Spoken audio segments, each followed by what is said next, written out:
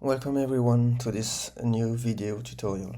So today we are going to see together how you can export your Style3D creation, dress or whatever garment you have created and import it in Lens Studio in order to be able to wear it in augmented reality.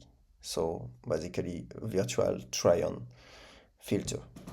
So the first step is starting from your Style3D creation. As you've seen here, I've imported the Lens Studio avatar and adapted the size of the clothes to the avatar of Snapchat. Once it's done, you can export your creation. So you will have to do it twice, one for the meshes and one for the textures, the fabrics. So first of all, I'm going to File and I'm going to Export, and I will export as an FBX file. This will allow me to get the good meshes. So we'll call it meshes, and you'll have to be careful about the settings here. First of all, you don't need the avatar, you don't need the props, you will basically just need the patterns, okay? And the second one, you will just like keep thin here, and you will not merge. You will just combine all meshes, okay, and unclick everything here. You have to be careful that zoom is 100%, okay, that's good for me. So here you can save it. So this is the first export for the meshes. Now we'll export for the fabrics. So for the fabrics, because Lens Studio is not like able to get the right fabrics from the file we exported now, we'll have to use GLTF. So we use GLTF file, and this will be only to use the fabrics. So I'm going to call it fabrics. Okay, once again, I don't need all of these parameters. And this will be fine like this.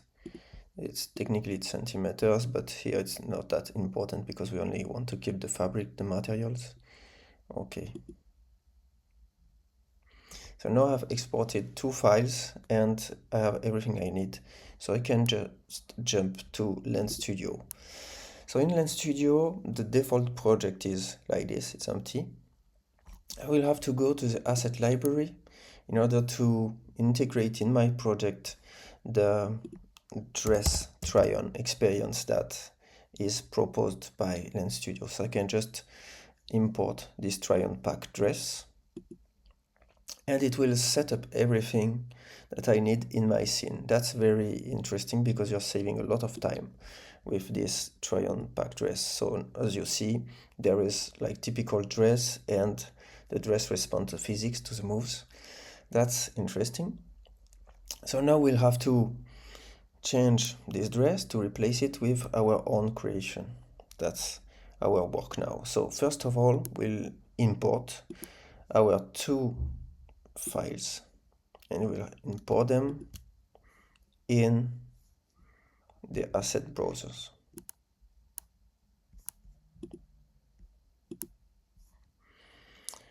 Okay, so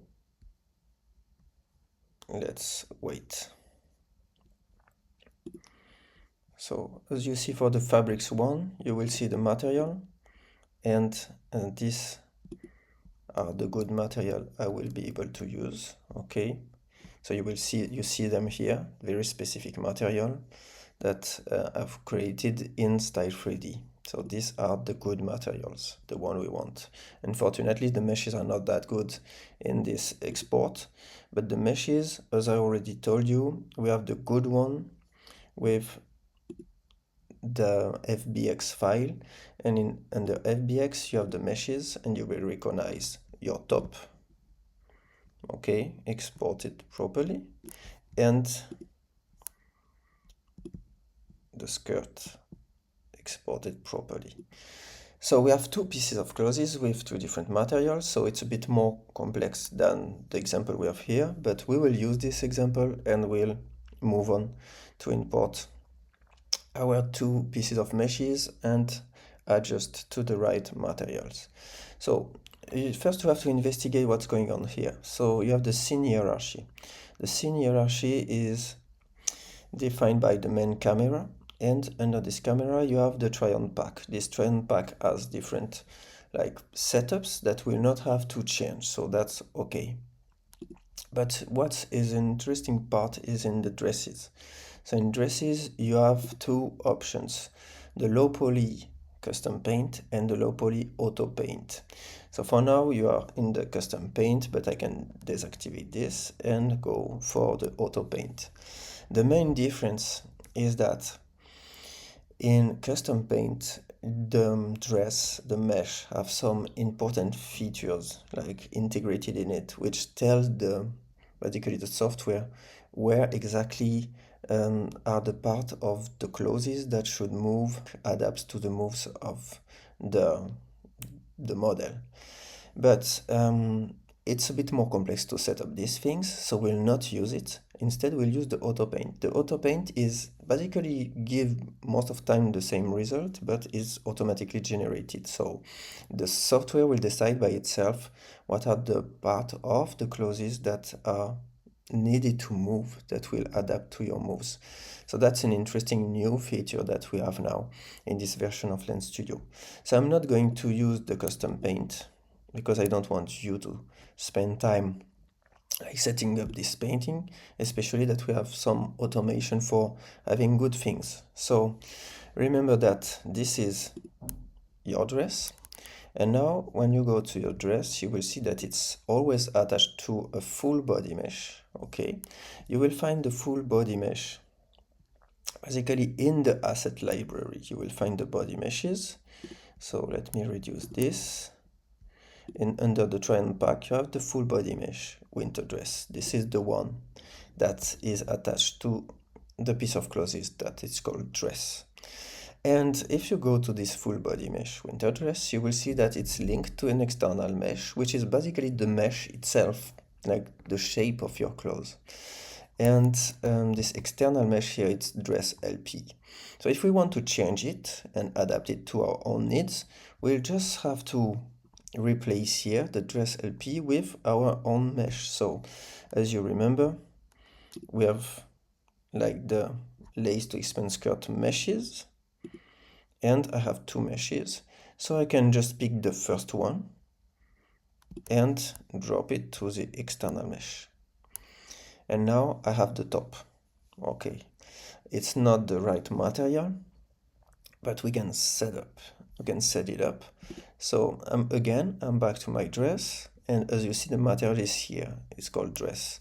Instead, I'm gonna go under my fabrics export and pick the right material.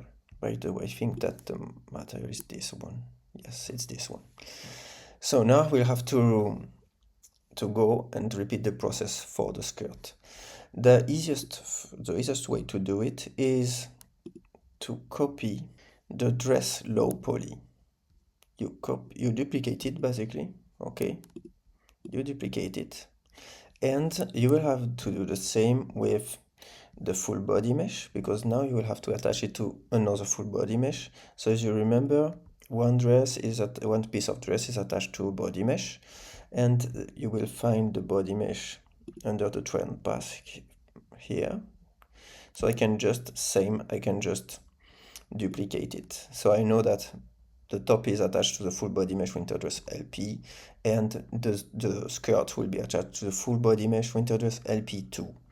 So now I'm going to the second part of my clothes under the dress again, and I will change the full body mesh dress LP to the full body mesh LP2.